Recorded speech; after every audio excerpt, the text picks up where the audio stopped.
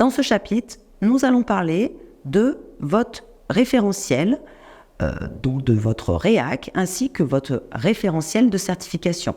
Pour ce faire, je vous demande d'aller sur le site de la banque AFPA, dont vous retrouverez le lien en bas de ce chapitre, afin que nous ayons les mêmes documents sous les yeux. Donc je vous laisse quelques minutes afin d'aller télécharger donc votre REAC et votre référentiel.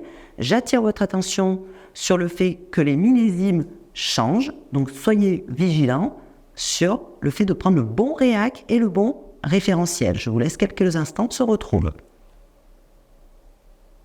Vous avez donc téléchargé votre REAC.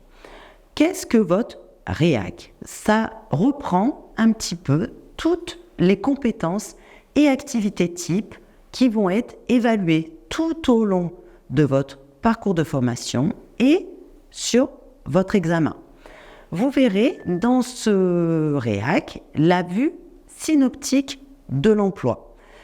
Qu'est-ce que la vue synoptique? Vous avez donc des activités types. Vous, en l'occurrence, les assistants de ressources humaines, vous allez être évalués sur 2 activités types et 6 compétences professionnelles. Quelles sont-elles? La première activité type va concerner d'assurer les missions opérationnelles de la gestion des ressources humaines. Et dans cette activité type, vous avez 3 compétences qui vont être évaluées. Donc, je vous invite à aller dans votre REAC, à aller dans la vue détaillée de chaque compétence pour bien comprendre ce qui est attendu.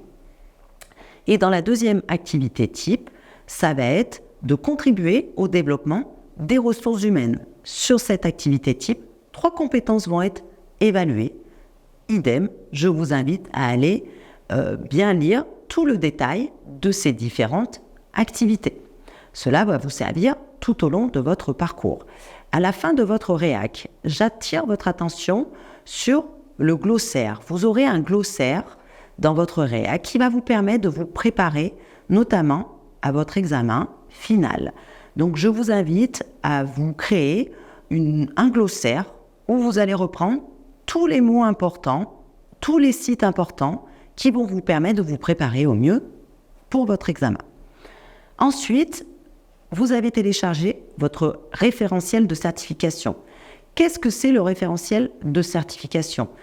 Ça vous explique comment se déroule l'examen. Vous avez toutes les informations concernant le déroulement de votre examen que nous allons détailler dans un chapitre ultérieur. On se retrouve au chapitre suivant.